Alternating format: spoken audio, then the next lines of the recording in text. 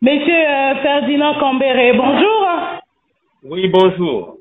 Le président Félix Tshisekedi vient d'être investi ce samedi. Quelles sont vos impressions? De la fraude, rien de parfait ne peut venir, madame.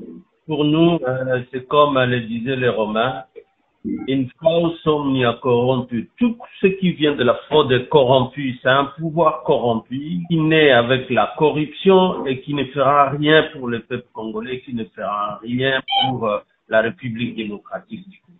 Voilà c'est à quoi on a assisté encore.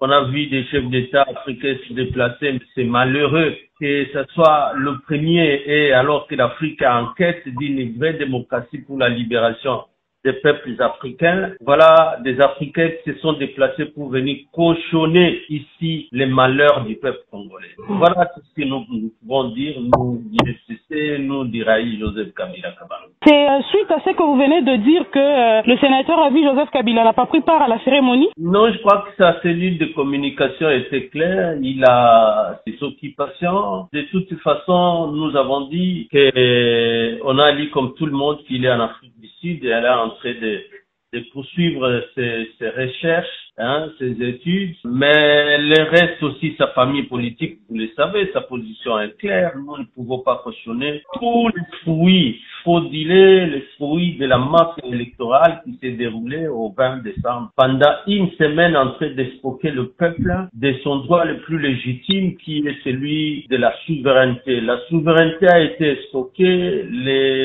les évêques l'ont encore répété par leur communication du 16. Donc, c'est cela, les tristes. Je crois que le peuple va rester debout parce que le peuple ne peut pas se décourager, c'est lui le souverain. Même si on tente de voler ainsi par cette cérémonie, et on croit que c'est peut-être la cérémonie qui va légitimer ou légaliser une forfaiture. Non, le peuple devra rester debout et à tout moment, il peut déboulonner le mal qui est en train de s'installer dans notre pays. Êtes-vous déçu par cette présence significative des chefs d'État africains à cette cérémonie d'investiture du chef de l'État Félix Tshisekedi? Oui, parce que bon, ça signifie quoi? Tous ces chefs d'État ont un même plan dans leur pays aussi contre leur peuple. C'est malheureux, quand même décevant que nous n'ayons toujours pas une vision où des pouvoirs doivent être souhaités dans le sens où des pouvoirs viennent travailler pour leur peuple. C'est pas des pouvoirs qui viennent chercher leur légitimité par des machines à voler, des voix, des suffrages du peuple, par des cérémonies qui viennent,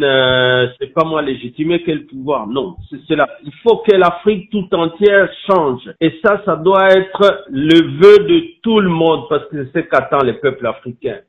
L'Afrique doit se libérer de cette forme de dictature, parce qu'ici c'est quoi? C'est rien d'autre qu'une dictature qu'on veut comme ça asseoir. Et je me demande tous ces présidents qui ont toujours crié contre ceux qui ont fait des coups d'État, qui viennent en masse vouloir légitimer un autre coup d'État institutionnel. C'est quand même grave, un coup d'État constitutionnel. C'est quand même une honte pour l'Afrique. Donc d'après vous, ces chefs d'État ne devraient pas venir, ils ne devraient pas répondre à l'invitation? Parce que leur message est clair, ce qu'ils veulent faire, rééditer ce que nous avons vécu ici malheureusement dans leur propre pays.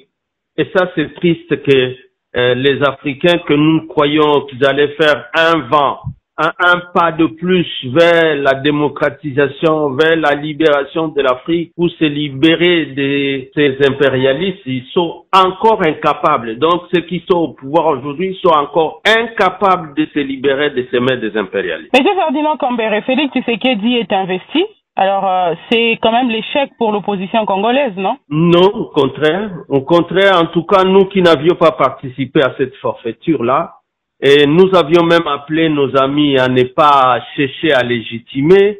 Vous avez compris qu'aujourd'hui, le peuple congolais a compris. Parce que comment vous voyez un pouvoir qui ne fait rien pour la population, mais qui s'est fait légitimer par énormément de voix et qui croit que c'est en ramenant les gens dans un seul stade qu'il va obtenir la légitimité du peuple congolais. Non. Nous, on a fait ce que nous pouvions faire. Nous avons alerté, sensibilisé la population et ainsi l'informer sur son propre droit. Aujourd'hui, il a encore le droit, lorsque les institutions sont aussi légitimes et illégales, de se prendre à charge. Et c'est ça notre message. Je crois que c'est là où on est en train d'aller. Parce que cette fête n'est que pour jour en jour pour ceux-là qui sont au stade. Mais combien de Congolais sont dans ce stade-là? Les Congolais restent avec son malheur, avec tout ce qu'il y a comme dérapage dans la gestion de la chose publique, tout ce qu'il y a comme dérapage dans la démocratisation.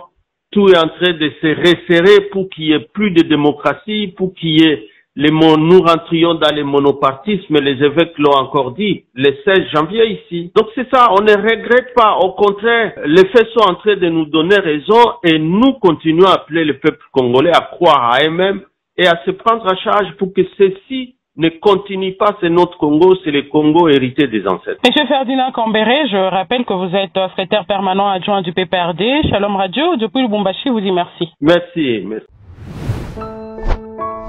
Abonnez-vous massivement sur notre chaîne YouTube Shalom Radio Télévision.